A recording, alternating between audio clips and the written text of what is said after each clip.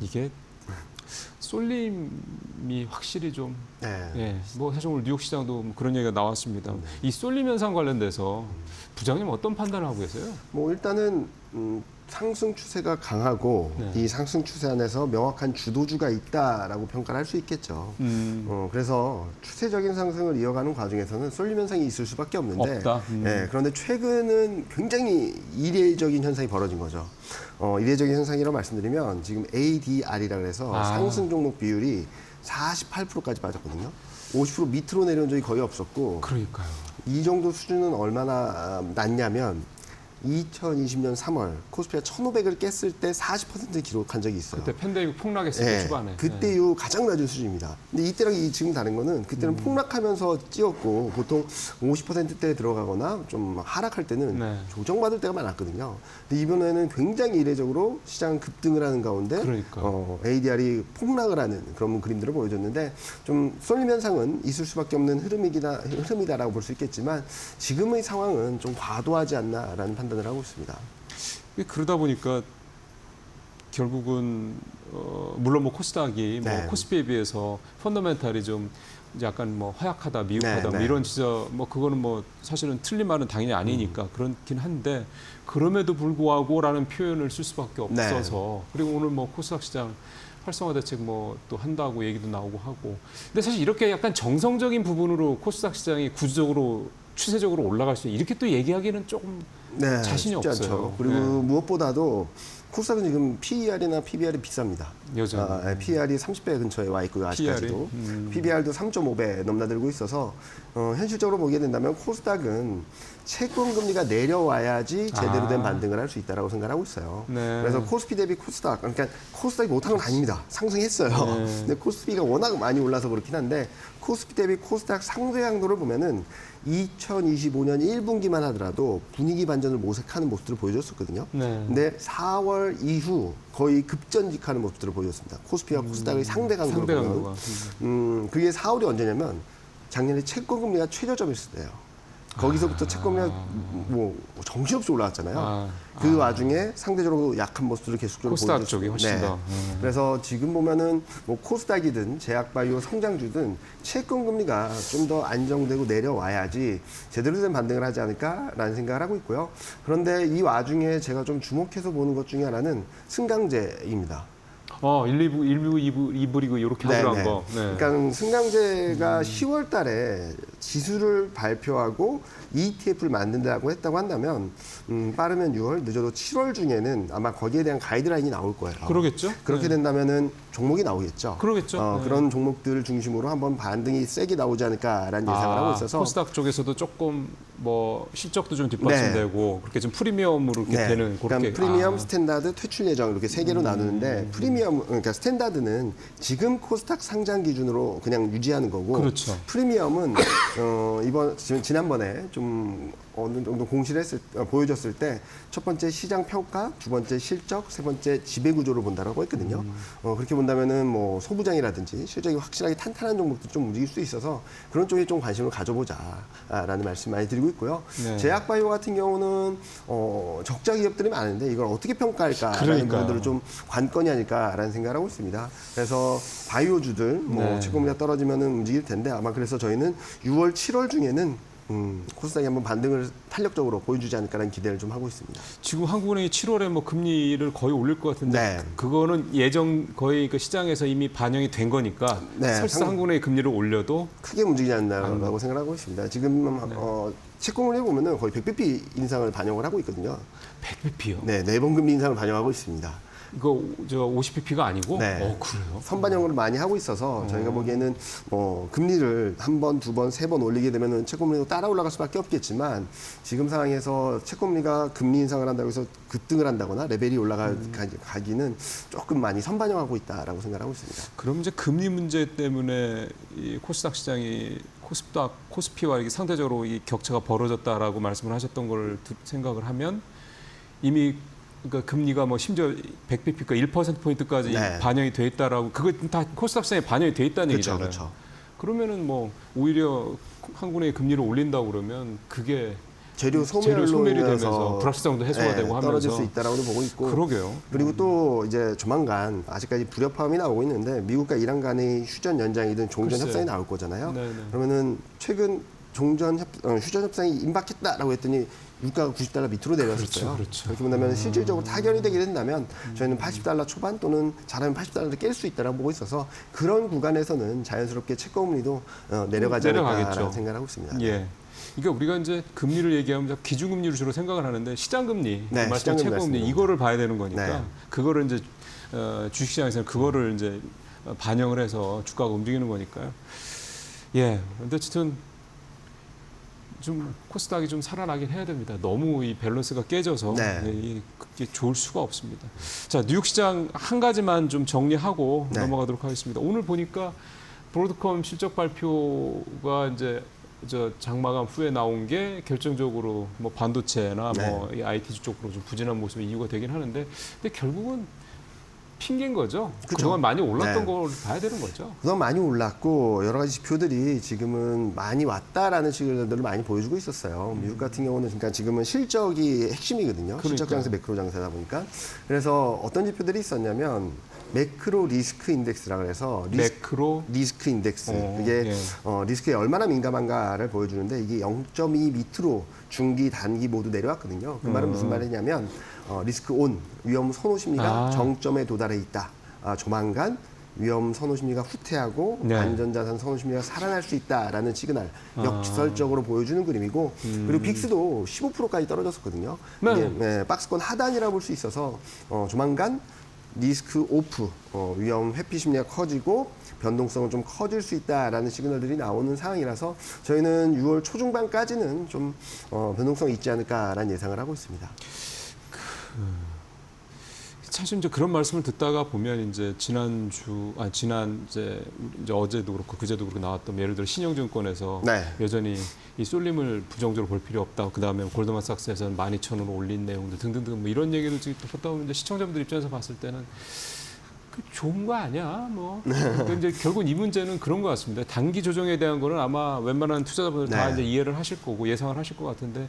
추세가 꺾이느냐 마느냐에 대한 부분들에 대한 것. 그러니까 그게 결국은 이제 반도체주 예를 들어서 없는 분들은 사냐, 있는 분들은 더 사냐, 아니면 갖고 있는 걸 파냐, 뭐 이런 것들에 대한 이제 복잡한 이런 함수 관계 이런 걸 생각하실 것 같은데, 그러니까 결국 방향 자체가 크게 변화가 이런 건 없는 거지 않습니까? 지금 실적 장세, 매크로 장세라서 실적이 꺾이거나 매크로와 환경들이 꺾이지 않는 한 추세는 유효하다라고 보고 있고요. 그래서 그 와중에 금리, 유가 여러 가지 변수들에 의해서 변동성이 있다면 저희는 노이즈지 이게 추세를 바꿀 만한 변수는 아니다라고 생각하고 있습니다. 그래서 저희는 2분기 실적 시즌까지는 추세적인 상승을 이어간다라는 말씀을 계속적으로 드리고 있고요. 2분기 실적 시즌. 그렇게 된다면 뭐 7월 말, 8월 초중반까지는 갈 수 있겠죠. 이런 그림들이 열려 있어서 너무 걱정하지 말자라는 말씀드리고 있고 만약에 뭐 이제 다음 주엔 또 스페이스X 상장도 있지 않습니까? 그런 이유로 유동성 또는 금리 이런 변수로 조정을 받는다면 저는 주도주는 또 한 번 비중을 확대하는 기회가 될 수 있다라고 말씀드리고 있으니까요. 실적, 매크로 환경 요게 핵심이고 그 외 변수로 인해서 흔들리면 사는 조정이다라고 말씀 많이 드리고 있습니다. 근데 하나 좀 환율은 좀 한번 부장님 오신 김에 짚어봐야 될 것 같습니다. 지금 아까 뭐 저도 말씀드렸었는데 지금 1,528원까지 계속 오르네요. 1,530원은 이건 조금 잘 이해가 안 돼서요. 저희도 내부적으로 얘기를 해도 펀더멘탈로는 설명이 안 됩니다. 수출이 워낙 좋고 GDP 성장률도 3.6, 전년 대비 3.6을 기록한 상황에서 왜 이렇게 원화만 약하냐라는 것들을 보게 된다면 그동안에는 지금 한국 원달러 환율이 위안화와 동조화가 많이 됐었어요. 그런데 최근 들어서는 통화 정책이라든지 아니면은 여러 가지 경제 구조나 이런 것들과 맞물려서 일본 엔화랑 동조화가 많이 되고 있거든요. 그런 상황에서 원유에 취약하다. 그러니까 원유 의존도가 높다. 그리고 외국인의 계속적인 매도할 수밖에 없죠. 외국인이 지금 코스피가 워낙 많이 올라서 매도할 수밖에 없는데 두 나라를 매도하고 있습니다. 한국하고 대만에서 계속적인 매도가 나오고 있거든요. 두 나라가 올해 수익률 1등, 2등입니다. 압도적이고요. 이런 상황이 되다 보니까 구조적인 또는 펀더멘탈적인 흐름이라기보다는 수급 그리고 유동성 측면에서 원화가 약한 그런 그림들이 나오고 있고 이러다 보니까 달러가 강해도 약세를 보이고 엔화가 약해도 약세를 보이면서 좀 여러 가지로 억눌려 있는 상황들이 아닌가라는 생각을 하고 있어요. 네. 그래서 지금 보면은 또 재밌는 게 한국하고 대만에서 자금이 빠져나가서 일본으로 들어갑니다. 일본으로 들어가요. 아, 그러니까 요즘에 니케이가 네.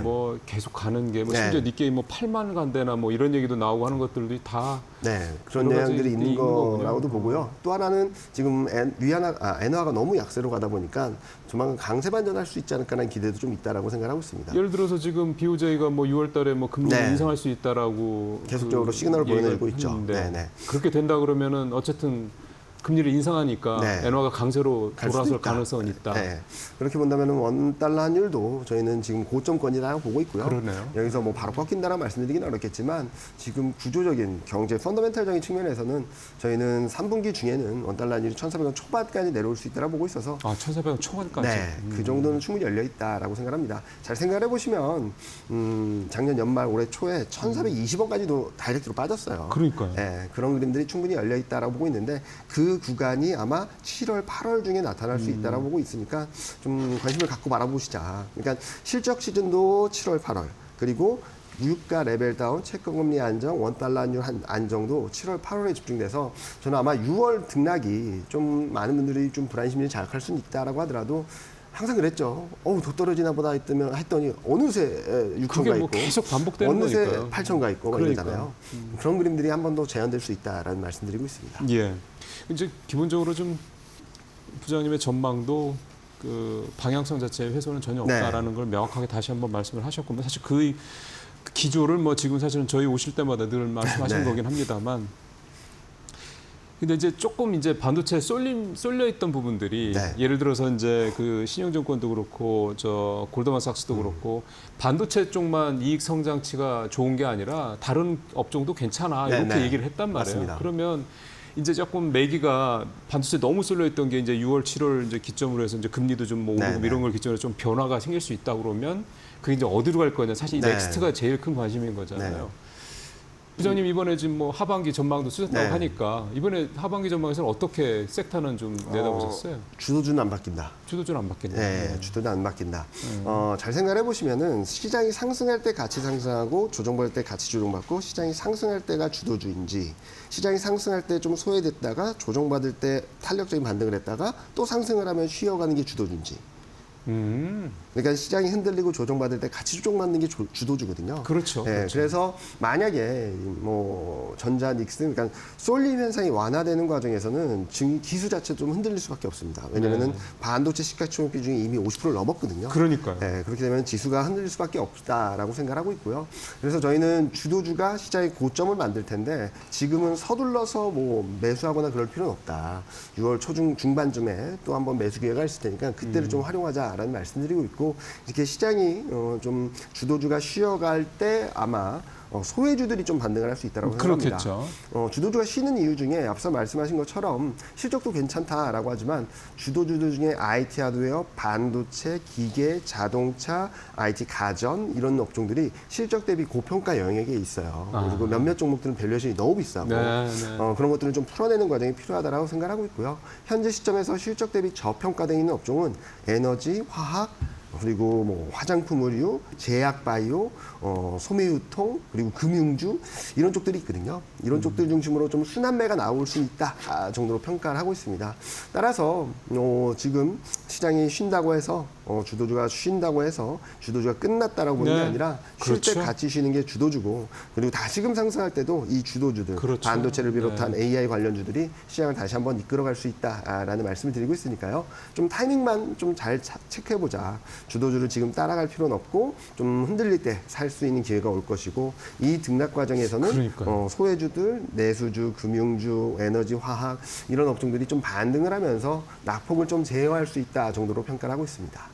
그러면은 하반기에도 여전히 자산 배분, 그러니까 포트폴리오 비중 측면에서 봤을 때는 여전히 주도주인 반도체 쪽의 네. 비중을 절반 이상. 네. 저희는 반도체는 이제 필수품이 됐다고 말씀드리거든요. 그렇죠. 반도체가 꺾인다라고 한다면 이제 시장이 상승 추세는 끝났다라고 그렇게 보는 것 봐야 되는 같고요. 거죠. 네. 그 이후에 등락이 있다 하더라도 아마 소외주들 중심으로 순환매가 나타날 것이지 시장이 막 치고 올라가는 네, 그림이 나오지 네. 않을 것 같아요. 이럴 때는 한번 2021년을 좀 스터디해 보시면 좋을 것 같습니다. 2021년을 보면은 급등하는 패턴으로 1월 달에 고점 3,150을 찍었고요. 네. 그 등락 과정에서 6월 달에 3,300을 찍었습니다. 네. 2차 고점이라고는 하지만 150포인트밖에 차이가 안 나거든요. 그러고 나서 쭉 네, 내려왔죠. 그다음부터 쭉 밀리다가 이제 2021년 9월, 10월부터 대폭락하기 시작했는데 그때랑 좀 비슷할 것 같아요. 그러니까 저희는 그래서 3분기까지는 강한 상승, 네. 4분기에는 박스권 정도로 보고 있습니다.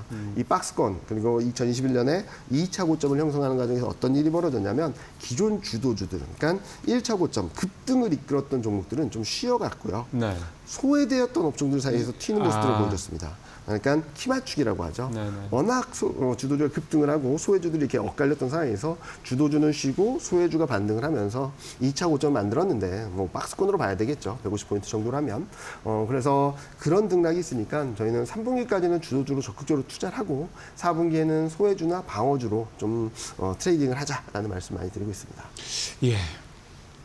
그러니까 아직은 조금 뭐 주도주 중심으로 네. 예, 크게 포트폴리오에 변화를 주실 필요는 좀 맞습니다. 없지 않겠냐 이렇게 좀 말씀을 좀 해주셨고 시간이 한 1분 정도 남아서 하나만 더 여쭤보고 싶은 게 변동성이 너무 크니까 그쵸. 투자자분들이 심리적으로 네. 그 뭐랄까 이게 너무 출렁거림이 심하면 약간 냉정하고 좀 이성적인 판단하기가 좀 쉽지 않을 네. 수도 있다는 생각 좀 듭니다. 뭐 오늘 같은 경우도 지금 뭐 아까 한 3% 가까이 좀 떨어지다가 지금 이제 0.5%가 줄어도 또 한 1.5% 네. 수준을 이렇게 하루에도 변동성이 이렇게 심하다 보니까 네. 그럼 이런 식의 변동성 장세가 당분간 계속 될 거라는 얘기를 많이 네. 하시는 상황인데 결국 중요한 거는 투자자분들의 멘탈 관리라는 맞습니다. 생각이 들어서 네. 이럴 때는 어떤 식으로 좀 자신을 좀 관리하시면 좋을까요? 일단 주식 비중이 많으신 분들은 주식 비중이 이미 많으신 분들은 당분간 쳐다보지 말자. 아예 신경 쓰지 HTS를 보지 말자. 말자. 왜냐면은 아까도 말씀드렸듯이 조정받나 더 떨어지나 싶으면 어느새 네. 한 단계 레벨업 돼 있는 구간이거든요. 그래서 저는 여기서 잘못 팔면 못 산다라는 맞아요. 말씀을 드릴 맞아요. 정도로 좀 강하게 말씀드리고 있고요. 만약에 현금 비중이 좀 있어서 사고 싶으신 분들은 오늘같이 좀 장중에 변동성이 커질 때 그렇죠. 사시고 반등할 땐 좀 내비뒀다가 내비두시고. 또 밀리면 또 사고, 그러니까 분할 매수 관점으로 접근하신 게 좀 가격대랑 지수대를 좀 계산해서 나는 이게 여기서는 한 10%, 좀 더 내려가면 20%, 좀 더 내려가면 30% 이렇게 피라미딩 전략으로 좀 분할 매수하는 전략을 가져가시면 좋지 않을까라는 말씀드리고 있습니다. 여기서 매번 말씀드리는 피라미딩 전략인데요. 저점 모릅니다. 고점도 모르고요. 네, 그래서 그럼요. 분할 매수, 분할 매도하는 전략을 펼쳐나가신다면 아마 매집하는데 좀 의미가 있는 주목까지는 채울 수 있지 않을까라는 예상을 하고 있습니다. 예. 이제는 조금 쉴 때 사는 네. 어떤 이 어떤 그 투자 방식 요거를 좀 몸에 익히실 때가 아닌가 이런 변동성 상태에서 그 말씀으로 좀 이해가 됩니다. 네, 오늘 이경민 대신권 부장과 말씀 나눠봤습니다. 말씀 고맙습니다. 네, 감사합니다.